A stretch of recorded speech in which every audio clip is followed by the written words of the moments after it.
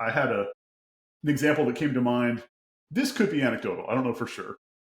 But I had a friend years ago who went to work for Boeing in the commercial aircraft division, and they were working on a super jumbo aircraft bigger than the 747. He was in some small division of some sub piece design of this craft, and he worked on this project for about a year and a half, and then got laid off.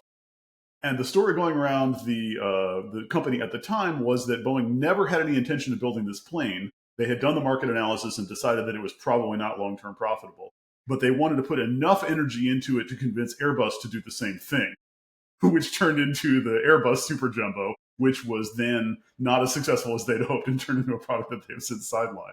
But this was this kind of like, oh, we believe that if we act in this certain way, we can motivate this other giant complex organization to do the thing that we want, which we think is actually to our benefit. It was really kind of a fun story, but if you sort of think about this, like, how would you game these things out so that you can induce somebody else to work to your benefit? This is the game that Silva's playing, which is kind of fun to watch. Yeah, the best strategies, especially in the face of a complex system, are the simplest.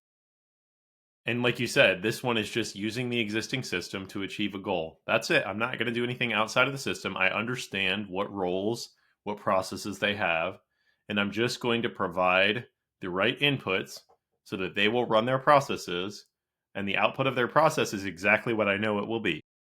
Mm-hmm. And it's that simple. And oftentimes I do see that in business, whether it's somebody that I'm mentoring, even just people that you come across, people don't understand that simple of fact. It's like we're trying to do too much, too complex of things, when in reality, the answer is just, do we understand the system well enough? Have we tried using the basic aspects of the system the way that it's intended to be utilized, even if people are telling you that it doesn't work, it's not gonna, blah, blah, blah, like we've tried? Are we sure that we can't just leverage the existing processes to make something happen? And I'm the transformation guy, so I'm always saying we should change the processes if it warrants it. But in order to do that, you have to also know how to leverage the existing processes. Right. And part of that is the motivations of the people involved, right? The constraints that they're under, the incentives that they have, but also just their intrinsic, what are they trying to do? And that's, I mean, it's classic. This is a, Dale Carnegie negotiation technique that's been around forever, right? Is that, if you can convince somebody that it was their idea, if you can convince somebody to do something that they already wanted to do, oh, I'm going to solve this Rubik's Cube that's fighting back. Like if you can put them in a situation where they're going to just go run really hard at that because they like it, then of course they're going to do the thing you want. Right. And so if you can sort of unlock these things by presenting it in a way that it looks like solving your problem is solving their problem. And it doesn't have to be nefarious in the level, the way that Silva's doing it. And I think one of the things we can see here too, and it's obviously too on the nose, but the technology often makes things more complicated, not simpler. There are technologies that simplify things, but that's a rare technology compared to the complex one. So when we're having conversations about strategy and technology, it's like that's the last piece to fall, is what technology do we need in order to solve the problem?